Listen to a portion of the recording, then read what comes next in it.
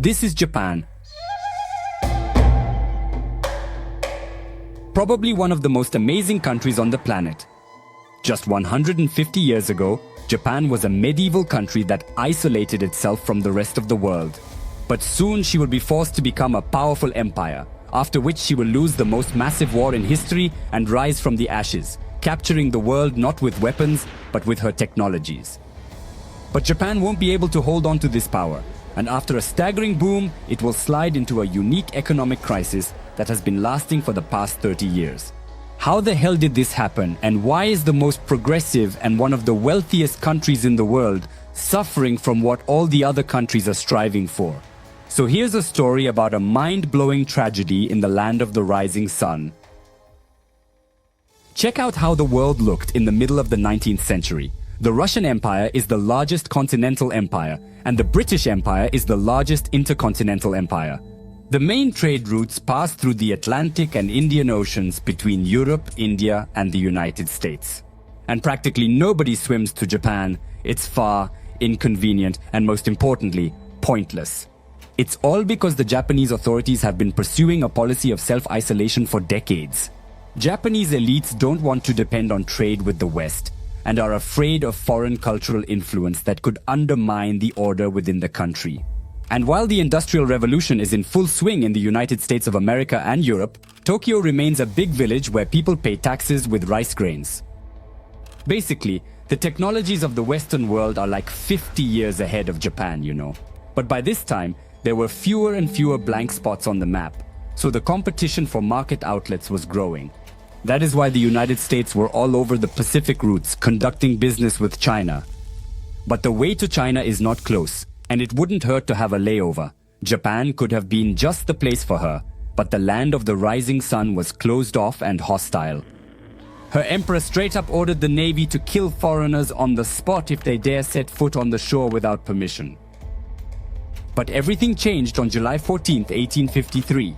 On this day, the residents of the Japanese island of Honshu saw 4 black ships on the horizon. A few hours later, US military ships docked at the shore. An expedition from the United States led by Commodore Matthew Perry presented an ultimatum to the Japanese elites. Either Japan opens its ports for trade, or the United States uses force. Considering China's recent reluctance to engage in fair trade and its defeat in the First Opium War, which resulted in it essentially becoming a British colony, the Japanese elites made the decision to accept this proposal. After a span of 6 months, the United States and Japan formally signed the Kanagawa Treaty, which permits United States vessels to freely access the Japanese ports of Shimoda and Hakodate, conducting trade without any tariffs or hindrances.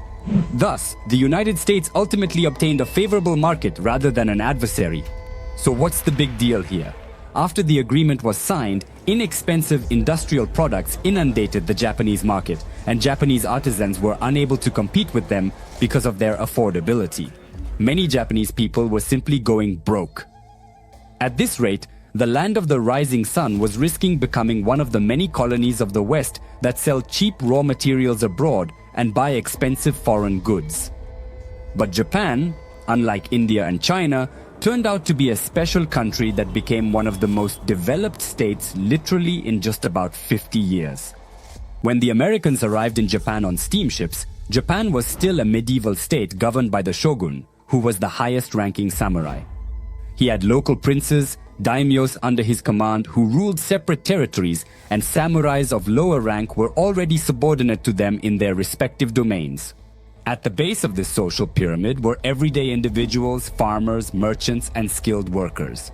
And in this structure, the Emperor of Japan played only a formal role, because military power and real power were in the hands of the shogun.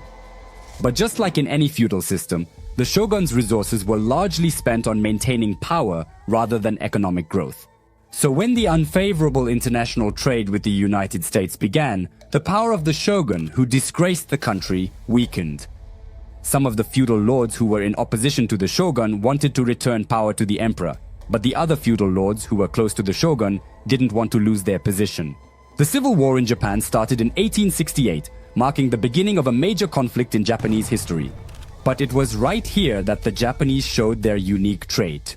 The wounded national pride and dislike for Western merchants did not lead to a bloody massacre for several years, but rather to the voluntary transfer of power to Emperor Meiji after a year and a half, with former opponents of the emperor joining the new government.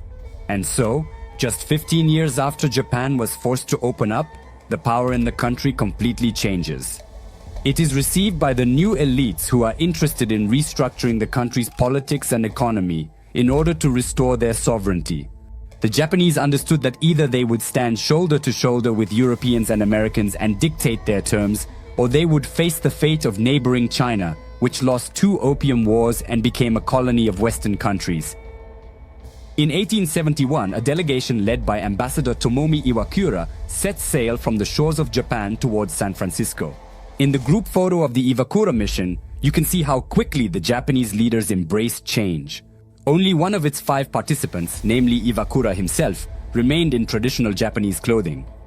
And the rest of the politicians were already wearing Western suits and getting haircuts in the European style. In the next 3 years, Iwakura's mission traveled across the US and Europe, visiting 120 cities and villages where the Japanese got acquainted with Western culture. In the UK, they were impressed by the shipyards of Liverpool, the textile factories of Manchester, and the steelworks of Newcastle. There, Iwakura and his colleagues saw what future Japan should come to. And when they arrived in Germany, the Japanese realized precisely how to accomplish this future. The Chancellor of Germany, Otto von Bismarck, popularly explained to the guests that opening or closing their borders is a privilege of the strongest states. After returning from his trip, Iwakura reported to the emperor that if Japan doesn't want to remain a dependent country, it urgently needs to break the feudal system and adopt a capitalist economy. So the restoration of Meiji began in Japan. The yen became the country's unified currency, and the former feudal mints turned into private banks owned by large family conglomerates, Mitsubishi, Sumitomo, and Mitsui. So, the ex-feudal lords traded their kimonos for suits, and now they were learning how to do business. In 1872, the Japanese invited European engineers to the country, and with their help, they opened the first railroad that connected Tokyo with Yokohama. And just imagine, just a couple of decades ago, many Japanese people were destined to spend their entire lives working in the rice fields for their feudal lord. And now they could easily hop on a train and commute to another city in just a couple of hours to find a job there. Especially since these working hands were incredibly necessary, because Japan's main export goods, silk and cotton, were produced in huge quantities, not thanks to advanced factories, because there simply weren't any yet, but thanks to cheap labor.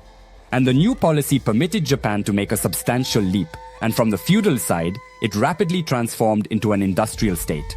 However, for real growth, she needed resources, coal and iron ore, which are extremely scarce on the Japanese islands.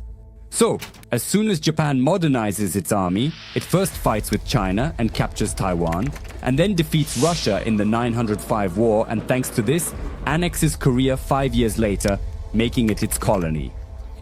By the start of the 20th century, Japan changes from a village into a full-fledged empire and becomes the dominant power in Asia. And the First World War, in which Japan successfully participates on the side of the Entente and completely strengthens the Japanese government in the correctness of its actions. By the end of the 30s, Japan is reaching its peak of military and nationalist sentiments and nurturing the idea of superiority over other countries in its region. In World War II, Japan aligns with Germany, hoping that their alliance can restrict the influence of the Soviet Union and the United States, enabling them to assume leadership positions on a global scale. However, Japan is being severely devastated in this conflict. She commits numerous strategic errors, experiences resource embargoes, and ultimately confronts advanced weaponry that compels her to ultimately capitulate. The defeat in World War II becomes a devastating blow for Japan that appears to be impossible to survive. The Japanese economy should have been left behind decades ago, and so it would have happened if it weren't for the Cold War that started in the world. Imagine Japan after World War II. The former empire is getting its ass kicked in the most epic conflict in the history of mankind. They drop 2 atomic bombs on her, which destroy the largest cities in the country. In war, about 4% of the population dies, and another 10% of the folks end up homeless. The empire is gone. The United States of America, China, and the Soviet Union are seizing her territories. But what scared many Japanese was that after 80 years since reforms, the country once again found itself under Western control, specifically occupied by the United States, after 80 years of progressive reforms. The occupation was that the American administration, led by General Douglas MacArthur, entered Japan, and through the Japanese government, they began implementing reforms for demilitarization and liberalization of the country. In Japan, a new constitution is being introduced. Censorship is abolished, clan monopolies are dismantled, and the emperor is once again removed from governing and becomes a symbol. So basically, Japan is being forcibly rebuilt in the image of Western democracies, but the country's economy is in really bad shape. The government is printing money on a massive scale and hoping that it will support production and reduce unemployment. But the money was being printed, and production wasn't growing, so the country was hit by hyperinflation. However, the US didn't truly care about rebuilding Japan's economy. The objective was to prevent Japan from becoming a significant threat in the Pacific Ocean once again. And who knows when and how Japan would have gotten out of this hole if it weren't for the active phase of the Cold War. When China and the Soviet Union started getting closer after World War II, the United States realized that they couldn't hold on to this distant region alone, and that the communists could take over all of Asia. That's why the United States is changing its policy towards Japan. Now, the land of the rising sun is not an enemy, but a promising ally to collaborate with. So in February 1949, President Harry Truman dispatches Joseph Dodge, a former financial advisor to the German occupation government, to Japan. And at the very first press conference, Dodge will say that the Japanese economy is like a person on stilts. One is a handout from America, and the other is hidden budget subsidies to businesses. They're too high for you, and you'll fall soon. So, first thing Americans do is make the Japanese government cut subsidies to unprofitable businesses that are funded from the printing press. As a result, we had to fire about 500,000 bureaucrats. Many businesses shut down without government support, and people lacked income without employment. And it's unclear how quickly these economic measures would have taken effect if the Korean War hadn't started in 1950. And here's a fascinating story. Korea, formerly a Japanese colony, was divided into two parts after the war in 1945. The North was under Soviet occupation, and the South was under US occupation during the division of the country. Basically, one people were split into two camps, each with their own ideology and opinion on what exactly they represent as a unified Korea. So in the 50th year, the North Korean army crosses the neighbor's border, and with the support of the Soviet Union and China, starts a war to reunite the country under its own control. In response, the US, to avoid giving the peninsula to the communists, backs South Korea. And in these circumstances, Japan becomes a great transit hub for Americans. And that's where the headquarters of the American command in the Korean War is located. But how did all of this help overcome unemployment and boost the economy? So, now Japanese companies have been loaded with orders for the armies of the United States and South Korea. Because importing these goods from the United States was far, and not worth it, Japanese production was much cheaper. This close military-political cooperation and the recovery of the Japanese economy from the crisis led to the signing of a peace treaty between Japan and the United States in September 1951 in San Francisco, which marked the end of the occupation. Japan kinda became independent again, but at the same time they gave up their army and their security was taken care of by the states who left their military bases in the country. So, by the beginning of the 50s, the Japanese economy had completely bounced back and was ready to conquer the world. Imagine you're a small country with a booming economy and you have a great relationship with the world leader.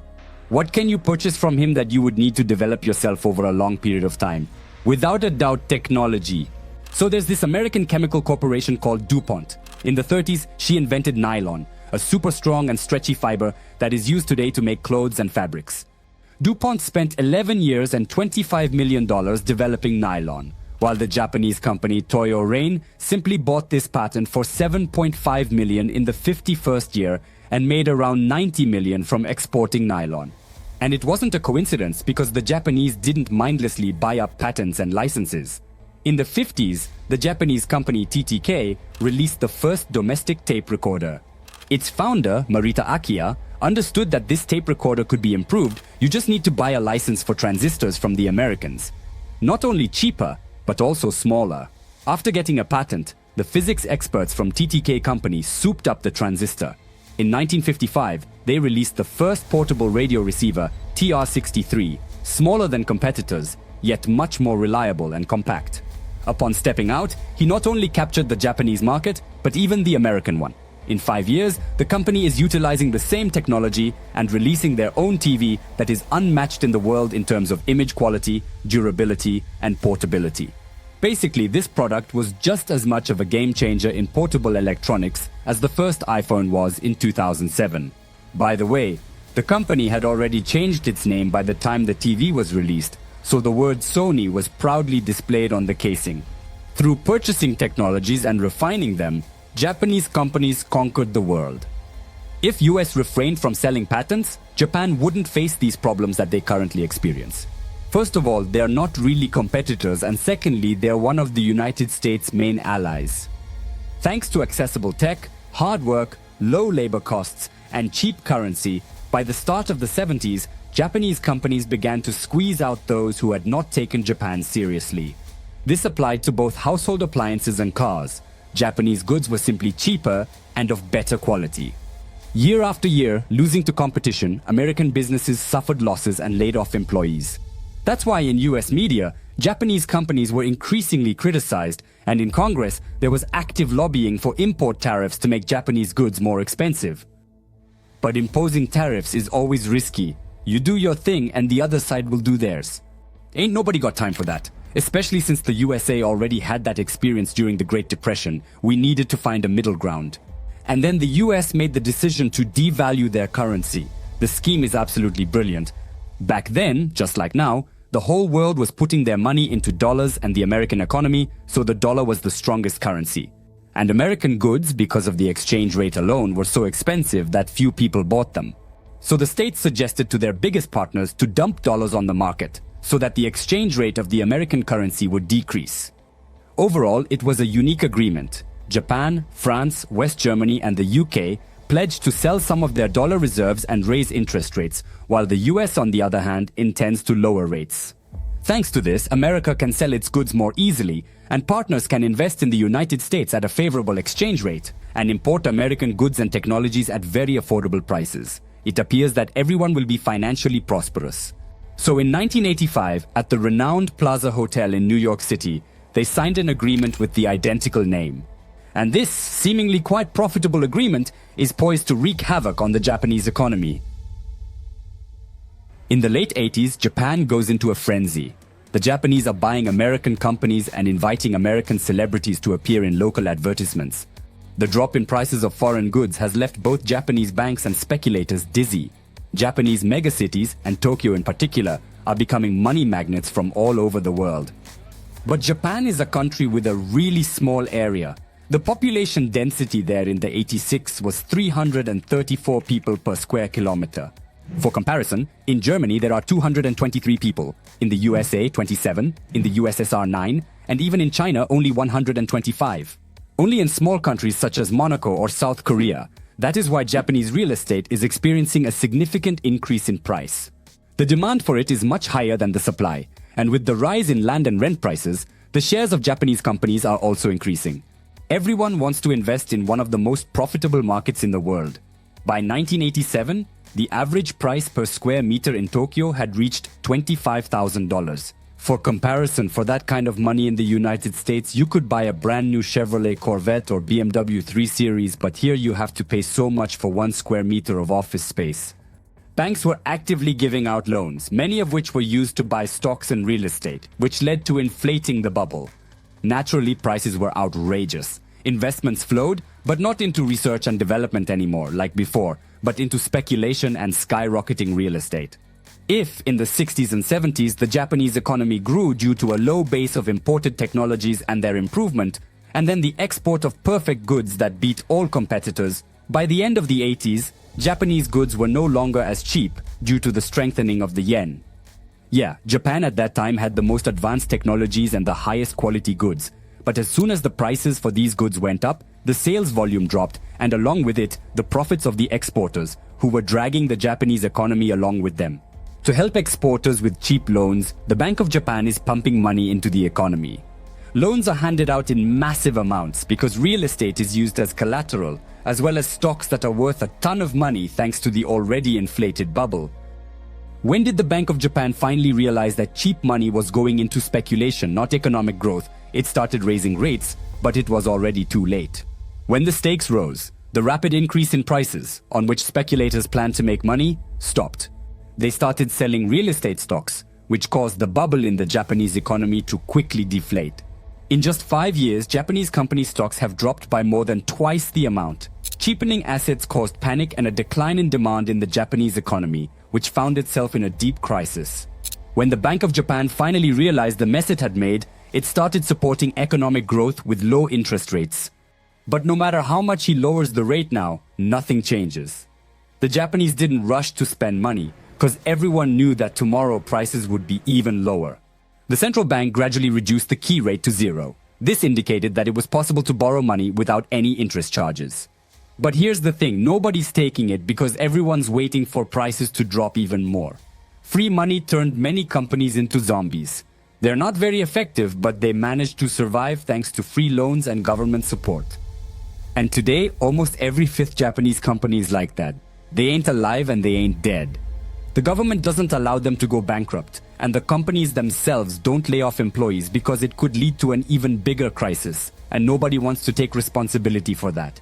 Big Japanese companies like Toyota, Sony, Mitsubishi, which were dominating in the 60s and 90s, started losing out to South Korea and China since the 2000s. In the 89th year, out of the 50 most expensive companies in the world, 32 were Japanese. Currently, the sole remaining company on this list is Toyota. Japan proved to be similar to an individual who won a lottery and was unable to manage the substantial prize correctly due to their lack of prior experience with such large sums of money. If the world fights rising prices, Japan can't boost them. Yeah, in some bright modern periods, the government increased inflation to 3-4%. But clearly, it's not enough to meet the expectations. To boost the economy, you need a steady increase in prices, and the near-zero GDP growth rates in Japan confirm this nicely. And what's really unique is that Japan can't just get out of this situation because it has the oldest population among developed economies in the world. Consider, every fifth Japanese is over 65. Initially, it's not clear what makes this demographic so special. Elderly individuals work and consume less, which is detrimental to the economy. The population of the country is steadily aging due to the hazy prospects for the future. And the cost of living is very high. But the standard of living is also high, so people live long. It's like a cycle where the number of elderly people keeps increasing, while the number of births keeps decreasing. And today, Japan is a unique country in every sense. People there await prices to drop, not increase. The country's largest technology companies are turning from global leaders into local manufacturers, while local businessmen are dying without passing on the business of their entire lives because they don't have worthy successors. Seems like the country has fallen into another pit, as it has happened many times in its history. But who will help it become the world's greatest economy again? And how soon will it happen? Seems like this is the most interesting question about the future of Japan.